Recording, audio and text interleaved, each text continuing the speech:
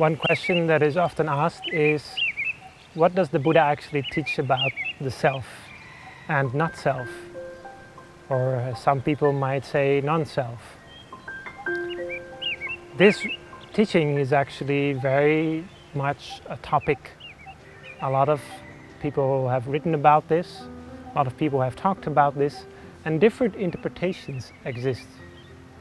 You could even say it's a topic of considerable controversy, as there are several different interpretations, and people can be pretty strong about these interpretations and the differences. It's also a topic that is at the very identity of Buddhism. Many people feel that without the teaching of not self, Buddhism would not be Buddhism. It would become a religion, or it would become a religion similar to any other religion if it wouldn't be for this teaching. This is according to the opinion of many people. Whatever you might think of this, let's talk first about what is the teaching of not self. In Theravada Buddhism, in Thai Buddhism, which is originating from Sri Lanka, the teaching on not self means basically that everything in life, starting with your own mind and your own body, consists of many parts. It consists of many parts, and it's very difficult to find a core in there which doesn't consist of even more parts. You look at, for example, a tree, for example, consists of an upper and a lower part, consists of branches, consists of many parts, and when you look deeper and deeper, finally you come to see that there are molecules, and finally you understand there are all these different parts, and when you go deeper and deeper, there's always an upper and a lower part, and finally you start to ask yourself, where is the tree? What we call the tree. It's actually just a convention. It's just a name which we put on things. Now that's just philosophy when I'm talking about these things. But it becomes very practical once we realize that the very nature of our own life, our own body and mind, are not self. So we will find that our body will gradually, during our life, become older.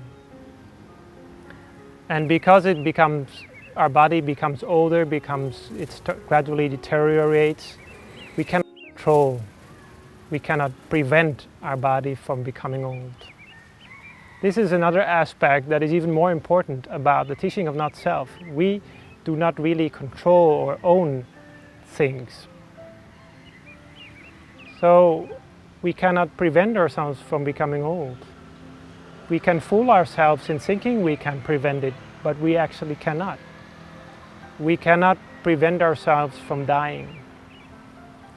We cannot, with the best of our wishes, the best of science, prevent ourselves from that. Death is inevitable. Because death is something we cannot avoid. Therefore, life, our body, our mind is not self.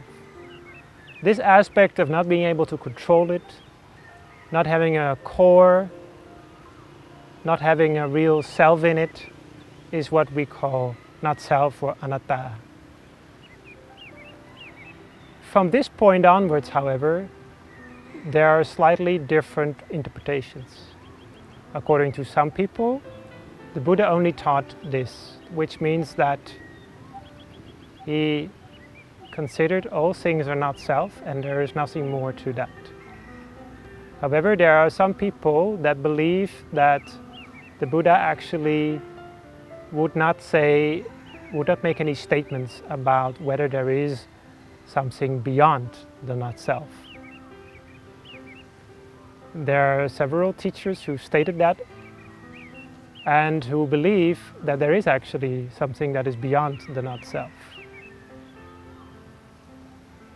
For example, One person was Luang Pu Sot Chantasaro, or the person what we call Luang Pu Pak Nam.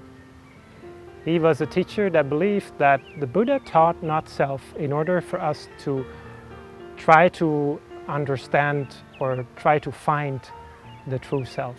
This teaching was pretty controversial in his time, and it is even more controversial in the present time.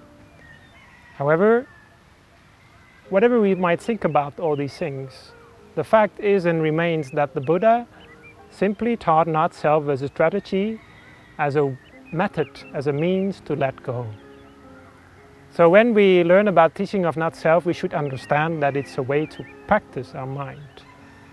Instead of just talking about it for hours or making a philosophy of it, which is without any practice in it, doesn't have any practice to it, then you misunderstand the meaning of the word not self, the meaning of the practice of not self, understanding things are not self.